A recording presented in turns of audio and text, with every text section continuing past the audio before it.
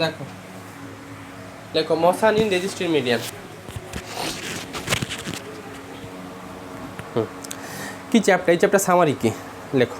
When a body moves in a median, আচ্ছা এইটুকু বলি, আগের যে আমরা সিম্পল হারমোনিক মোশানে পড়েছিলাম ওখানে আমরা অ্যাজুম করেছিলাম কোনো রেজিস্ট্যান্স নেই, মানে কোনো বাধা নেই। বাধা থাকলে এসএইচএমগুলো আর ওই কমপ্লিট পিরিয়ডিক টাইম এইগুলো আসে না, তো ওখানে উইথাউট রেজিস্ট্যান্স দিয়ে আমরা অঙ্কগুলো অ্যাজুম করে নিয়েছিলাম। এখন যেটা পড়বো সেখানে মোশানে রেজিস্ট্যান্স থাকবে, মানে সেই রেজিস্ট্যান্সটা হতে পারে এয়ারের রেজিস্ট্যান্স হতে পারে বা অন্য কিছু রেজিস্ট্যান্স হতে পারে। লেখো when a body moves in a medium like air, when a body moves in a median like air or any other fluid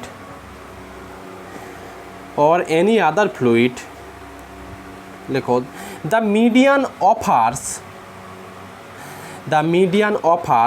resistance to the motion of the body. The median offers resistance to the motion of the body. লেখো this resistance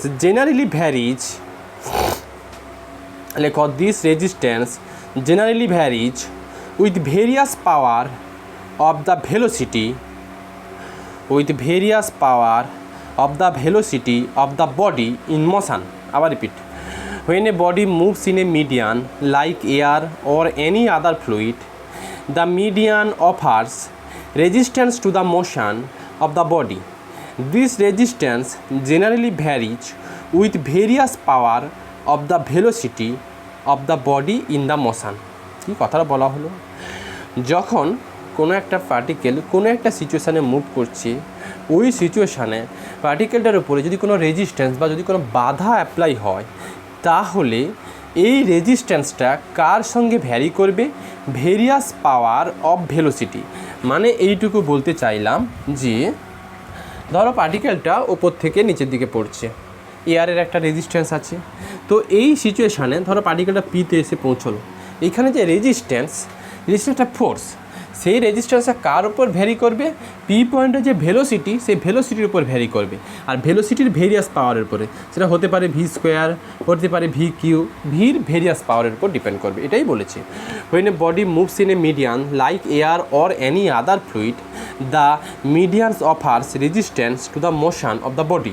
this resistance generally varies with various power of the velocity of the body in motion. এটুকু। আচ্ছা, তারপরে এবার দুটো note আছে, 1 আর 2 দিয়ে। 1 নম্বর লেখো the motion in a vertical line downwards. লেখো the motion in a vertical line downwards. 1 নম্বরে মানে এখানে বলতে চাইলাম পার্টিকেলটা যদি ডাউনওয়ার্ড ডিরেকশানে থাকে তাহলে কি করে রেজিস্ট্যান্স ফোর্স কত হবে বা কিভাবে আসবে, ওর ইকুয়েশন অফ মোশন কী হবে, এইগুলো আলোচনা করতে চাইছি। লেখো let a particle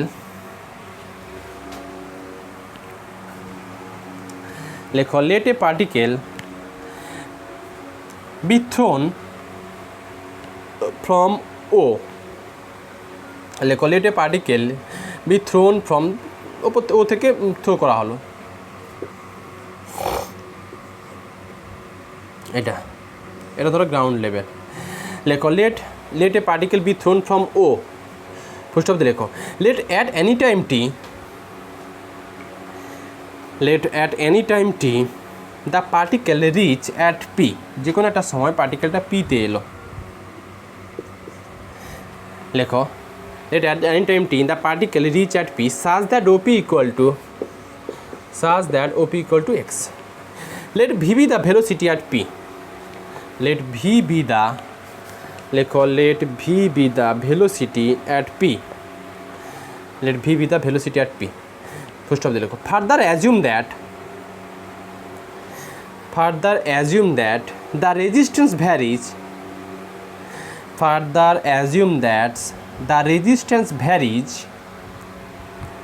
The resistance varies as the nth power of the velocity. মানে রেজিস্ট্যান্সটা পি পয়েন্টের যে রেজিস্ট্যান্স সেটা হচ্ছে nth power of the velocity. এই nটা তোমাকে কোশ্চেনে বলে দেবে। Further assume that the resistance varies at the nth power of the velocity.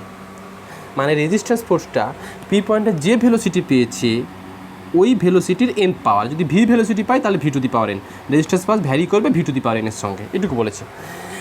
আচ্ছা, further assume that the resistance power বা resistance varies at the end power of the velocity. দেখো, so the resistance is, মানে resistance একটা force, সেটা vary করবে V to the power এনের সঙ্গে, তাহলে রেজিস্ট্যান্স ফোর্স ভ্যারি করবে এটা, তাহলে এটাকে ইকুয়াল করতে গেলে K V to the power N, এই জন্য লিখেছি। দেখো, so the resistance is K V to the power N, K V to the power N per unit mass. So the resistance force লেখো তো, so the resistance force is K V to the power N, K V to the power N per unit mass, 1 unit মাসের উপর resistance ফোর্সটা কত, K V to the power N. সোজা কথায় বলতে গেলে পার্টিকেলটা ও থেকে পিতে পড়লো, সাপোজ এখানে ভি ভেলোসিটি আছে, তাহলে ওই জায়গায় যে রেজিস্ট্যান্স ফোর্স, মানে ওই পার্টিকেলটার উপরে যে রেজিস্ট্যান্স ফোর্স থাকবে সেটা হচ্ছে M into K V to the power N, কারণ এটা 1 ইউনিট মাসের উপর রেজিস্ট্যান্স ফোর্স ধরা হয়েছিল। যদি পার্টিকেলটার মাস এম থাকে তাহলে রেজিস্ট্যান্স ফোর্স হবে M K V to the power N, এটুকুই। আচ্ছা, where K is constant, para change করে লেখো, the resistance force acting on the mass M, লেখো the resistance force acting on the mass M of the particle at P, the resistance force acting, লেখো acting at P on the mass M, the resistance force acting at P on the mass M of the particle is 1 ইউনিটের ওপরে K V to the power N, তাহলে M মাসের ওপরে কত থাকবে, M K V to the power N. লেখো against, A G A I N S T, against the direction of the motion, লেখো against the direction of the motion, বোঝাচ্ছি আমি আস্তে আস্তে করে। লেখো against the direction of the motion, full stop দিয়ে লেখো বা প্যারা চেঞ্জ করে লেখো। লেখো again the force due to, লেখো again the force due to gravity, again the force due to gravity is M জি।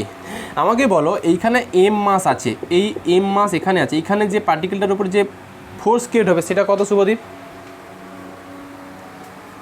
শুভদীপ সেটা কত হবে, পার্টিকেলটার মাস যদি এম হয় ফোর্স কত হয়, আমি বলতে চাইলাম again the force due to the gravity is কত, পি পয়েন্টে যদি মাস এম থাকে এইখানে ফোর্স কত ক্রিয়েট হবে, এম জি।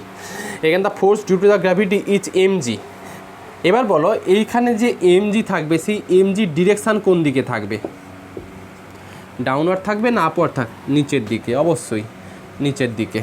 লেখো again the force due to the gravity is M G acting downward direction, acting downwards direction. আচ্ছা, প্যারা চেঞ্জ করে লেখো হেন্স দ্য রেজাল্টেন্ট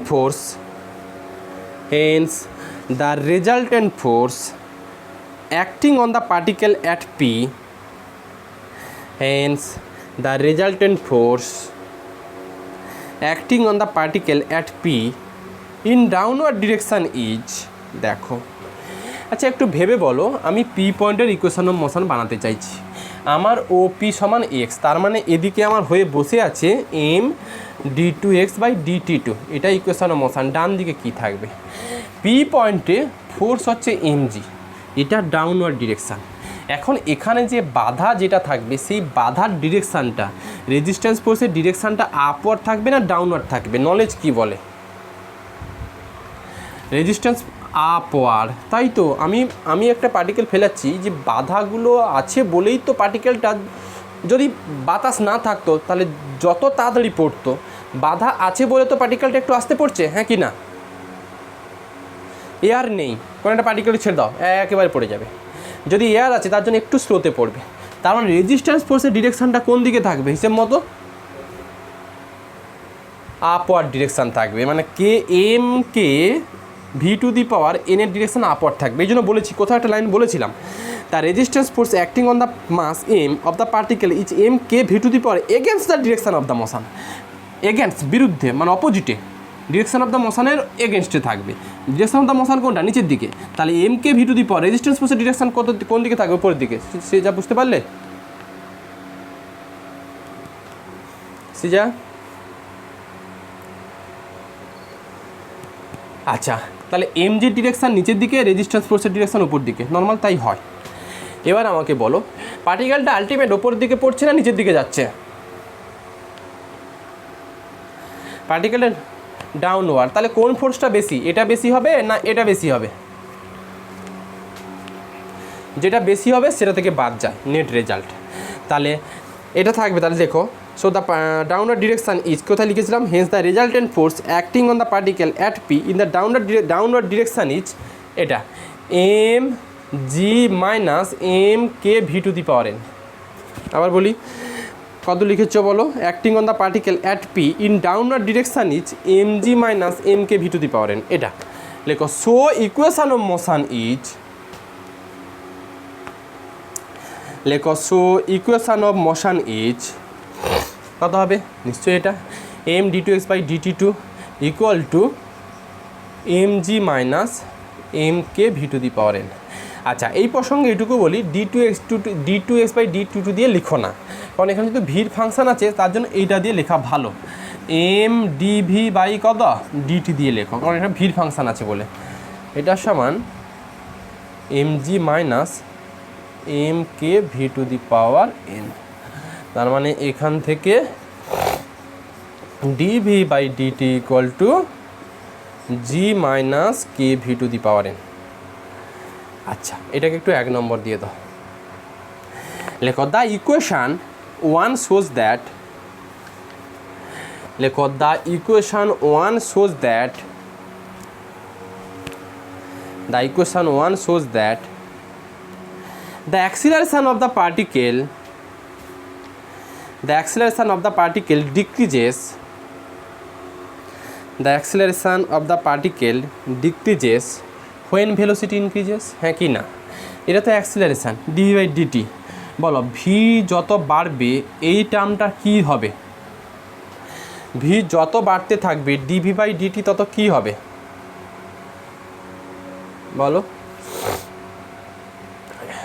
ভি যত বাড়বে এই টার্মটা তত কমবে না বাড়বে? সৃজা? কমবে অবশ্যই, বেশি ভ্যালু নিচ্ছ তাহলে কমবে। লেখো the acceleration of the particle decreases when velocity increases. লেখো অ্যান্ড দ্য অ্যাক্সিলারেশন ভ্যানিসেস। তাহলে অ্যাক্সিলারেশন কমছে কমছে কমছে, অ্যাক্সিলারেশন কখন কমে যাবে? যদি ভেলোসিটিটা কি হয়ে যায়? জিরো হয়ে যায়। লেখো and the acceleration vanishes when DV by DT equal to zero. Acceleration নেই মানে হচ্ছে তোমার ডিভি বাই ডিটিটা কত? Zero. And the acceleration vanishes when DV by DT equal to zero. তাহলে যখন অ্যাক্সিলারেশন কমতে কমতে কমতে কমতে অ্যাক্সিলারেশন থাকবে না, এই যে ভি বাড়ছে, ভেলোসিটি বাড়ছে, অ্যাক্সিলারেশন কমছে কমছে কমছে, একটা সময় জিরো চলে আসবে। দেখো, আচ্ছা পার্টিকেলটা যখন নিচের দিকে আসে, উপর থেকে নিচের দিকে আসে, তখন ভেলোসিটি বাড়ে না কমে? পার্টিকেলটা যখন উপর থেকে নিচের দিকে পড়বে বাড়বে, তার মানে যত এই মোশনের ক্ষেত্রে ভেলোসিটি বাড়ছে তার মানে অ্যাক্সিলারেশন কমছে, বোঝাই যাচ্ছে। কিন্তু অ্যাট এ টাইম অ্যাক্সিলারেশনটা জিরো হবে। আচ্ছা লেখো when DV by DT equal to zero, that is G minus K of V to the power N equal to zero. এখান থেকে ভি পেয়ে যাবে G by K whole to the power কত? 1 by N. লেখো this is the, বলো তো এই সব থেকে এই বেশি ভেলোসিটির জন্য অ্যাক্সিলারেশন জিরো হবে? হ্যাঁ কি না? আমার তো ভেলোসিটি বাড়লে অ্যাক্সিলারেশন কমে বলেছি। তাহলে ভেলোসিটি বাড়তে বাড়তে বাড়তে বাড়তে যখন এইটা যখন সব থেকে বেশি ভেলোসিটি হবে তখন অ্যাক্সিলারেশনটা কী দেবে? জিরো হচ্ছে। দেখো this is the greatest velocity, this is the greatest velocity attained by the particle and this velocity at which acceleration is zero। তাহলে এই ম্যাক্সিমাম ভেলোসিটির জন্য অ্যাক্সিলারেশন জিরো হবে, এই ভেলোসিটির জন্য অ্যাক্সিলারেশন জিরো হবে। কারণ আমি বলেছি ভেলোসিটি বাড়ছে, অ্যাক্সিলারেশন কমছে, বাড়ছে বাড়ছে বাড়তে বাড়তে একটা ম্যাক্সিমাম ভেলোসিটি যখন চলে আসবে তখন অ্যাক্সিলারেশনটা জিরো হয়ে যাবে। সেই ভেলোসিটিটা হচ্ছে এটা। কি বললাম? and this velocity at which acceleration is 0 is called limiting velocity, and this velocity at which acceleration is 0 is called limiting velocity or terminal velocity. তাহলে টার্মিনাল ভেলোসিটি আর লিমিটিং ভেলোসিটি ডেফিনেশান কী পাওয়া গেল? যখন পার্টিকেলটা ওপর থেকে নিচের দিকে ছাড়ছো, ভেলোসিটি বাড়ছে বাড়তে বাড়তে সার্টেন টাইম কোনো একটা সময় অ্যাক্সিলারেশন 0 হয়ে যাবে, ওই সিচুয়েশানে ভি ম্যাক্সিমাম হবে। ওই ম্যাক্সিমাম ভেলোসিটিটাকে বলছি আমরা হচ্ছে টার্মিনাল ভেলোসিটি বা লিমিটিং ভেলোসিটি। ওই ভ্যালু হচ্ছে g/k হোল টু দি পাওয়ার। একটা স্টার দিয়ে লেখো, কী লেখা আছে দেখি, স্টার দিয়ে লেখো। হোয়েন দ্য পার্টিকেল, লেখো when the particle gains the maximum velocity to its motion,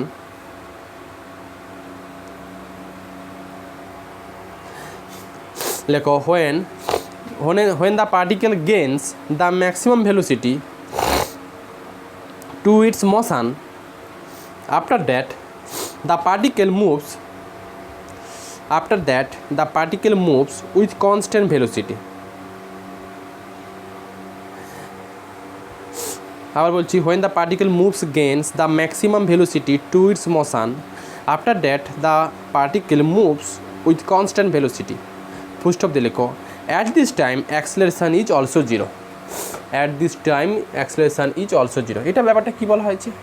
ধরো পার্টিকেলটা এই জায়গাতে আসার পর ভিটা ম্যাক্সিমাম হয়ে গেছে, সেটা হচ্ছে g/k whole to the power 1/n। তো এই সিচুয়েশানে অ্যাক্সিলারেশন 0। ওরা বলতে চাইছে এই নেক্সট যে পাথটুকু আছে, এই পাথটুকুতে পার্টিকেলটা এই ভেলোসিটি নিয়েই চলবে, এই কনস্ট্যান্ট ভেলোসিটি নিয়েই চলবে, আর ওই সিচুয়েশানেও তোমার হচ্ছে অ্যাক্সিলারেশনটা 0। এইটুকুই বলা আছে।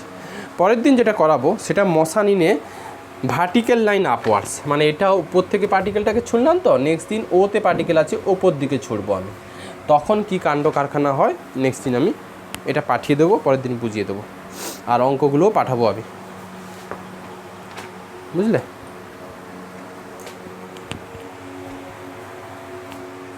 ঠিক আছে, বলো। হ্যাঁ হ্যাঁ হ্যাঁ হ্যাঁ আচ্ছা, আজকে এমএসসি ক্লাসটা নেব না আজকে।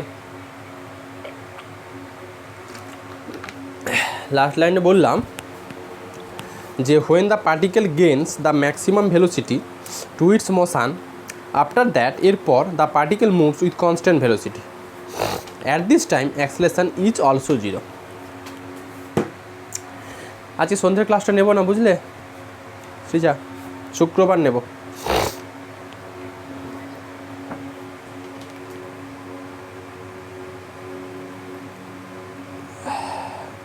দেখ শুক্রবারটা ফাঁকা আছি, বলো কি বলছো?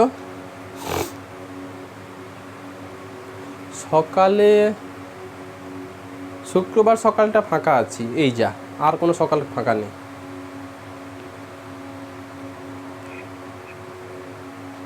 দেখি বাকিদের আজকে নেব না, এইটা আমি শুক্রবার ফেলে দিই, এই শুক্রবার সকালে ফেলে দিই, দেখি কার কী অসুবিধা হয় জেনে নিতে পারবো, ঠিক আছে?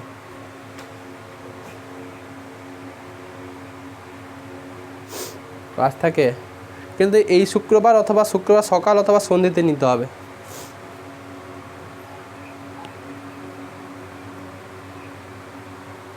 সন্ধে বা 5:30 কোনো একটা টাইম নিতে হবে।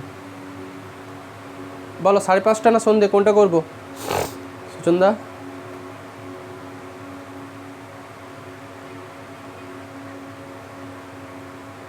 শুক্রবার তাহলে 6টা থেকে করে দিচ্ছি, ঠিক আছে? আচ্ছা প্রীতি, অসুবিধা নেই তো? 6:30, আচ্ছা 6টা 6:30 ওগুলো আধা ঘন্টা এদিক ওদিকে অসুবিধা হবে না। আবার তো 6:30 বলে দিচ্ছি তাহলে।